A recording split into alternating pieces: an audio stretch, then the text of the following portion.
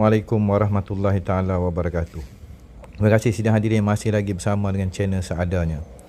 Baiklah, naskah Tuah Tursina Ledang, Rahsia Gunung Melaya di Tanah Melayu, Journey of the Prophet. Melaya adalah nama ketuhanan yang langka. InsyaAllah buku ini akan zahir pada 15 hari bulan Januari iaitu Isnin. Berlaku sedikit kelewatan atas sebab yang tidak dapat dielakkan.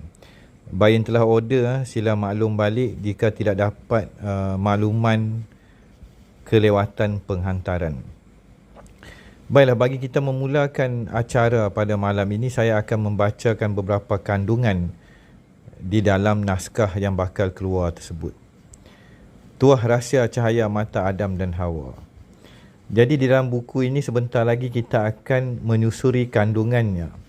Di antara beberapa kandungan yang agak penting adalah kenyataan Kyabji Dudjom Rinpoche, iaitu Ketua Sekolah Tertua Tibetan Buddhism, yang mengatakan bahawa Gunung Malaya adalah yang dikatakan Sumeru ataupun Meru tersebut, yang mana ianya tidak dapat dilewati oleh insan atau manusia biasa.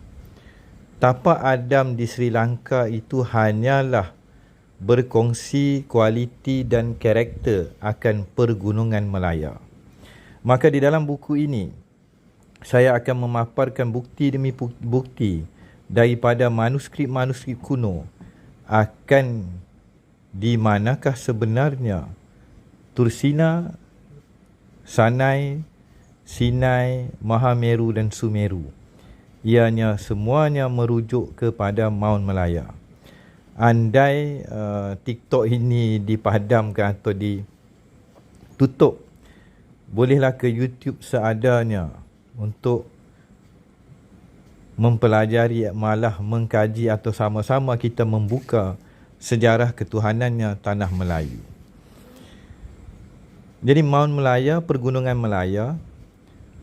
On Mount Melaya, blazing peak of meteoric iron, you rightfully liberated the demon Matram Rudra and united with the horde of Raksasa there. And so the teaching of secret mantra first came to this special one who had to be subjugated. Maksudnya di dalam bahasa Melayu, intipatinya adalah mantra ataupun rahsia ketuhanan yang pertama diturunkan di puncak pergunungan ataupun Gunung Melaya itu. Satu-satunya gunung di muka bumi. Maka berlakulah yang dikatakan perdebatan. Klaim-mengklaim. Nama Melaya di sana, nama Melaya di sini dan sinun. Tetapi akhirnya di dalam buku ini, rahsia terbesar muka bumi dan rahsia orang Melayu dibukakan untuk julung-julung kalinya. Maka daftar kandungan di dalam buku ini yang mempunyai muka surat 140 lebih. Prakata pembuka, Tuah Ledang Tursina Sinai Titiwangsa, Musa AS Wilayah Melayu, notis dan disclaimer, Tursina hilang atau gaib, siapa sebenarnya Musa, Ular dan Fir'aun, Melaya yang dihilangkan, Mahabharata dan kisahnya Himalaya adalah kisah Melaya semenanjung Tanah Melayu. Bukannya Himalaya yang kita dimomokkan sebelum ini. Musa dan kosmologi ular.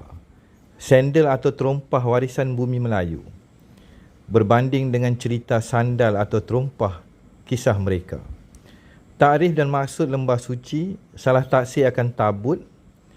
Kesimpulan dan maksud sebenar tabut. Rumusan kisah Tursina dan Sinai. Nama-nama pergunungan korelasi bahasa Melayu. Babilonia, Babel, saya katakan bebal dalam bahasa Melayu. Pukau dan dogma menyesatkan dan menghina warisan leluhur kita. Lupakah asal usulmu, wahai anak-anak Adam? Hantuah sebuah rahsia ketuhanan, alam Melayu dan kefahaman warisan Adam. Kesimpulan yang pertama, apakah sakit yang sebenar-benarnya sakit kepada manusia? Hikayat hantuah dan korelasi yang terpadam. Tuah rahsia cahaya mata pertama Adam.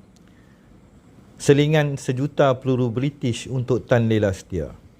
Rahsia anai-anai Pok Amai Melayu. Kisah sedih negeri Kedah. Hang Tuah di Tursina, sebuah pandangan apa yang mereka perkatakan, dunia baru boleh membaca minda manusia. Seni bela Melayu, battle for your brain. Rahsia Surah Yasin akhirul zaman. Penutup tirai last call. Kelajuan cahaya, minda Melayu atau jiwa Melayu akhir zaman, Puteri Mayang Sari. Dan yang terakhir, anak-anak akhir zaman dan daftar penutup, dan kepilihan versi bahasa Inggeris, korelasi Mahabharata Tanah Melayu, Malaya dan Himalaya. Sebuah kisah yang amat langka dan purba yang telah berlaku berbagai pindaan pertukaran nama, lokasi dan tempat. Sejarahnya tabut, sejarahnya Musa AS, dan akhirnya keluarga Daud, Sulaiman, Musa, Isa, dan berakhir dengan sebuah kisah, Message of the East. And behold, the glory of the God of Israel came from the way of the east. Ezekiel, light shall again come from the east. Cahaya akhir sekali dan di akhirnya akan muncul kembali daripada timur.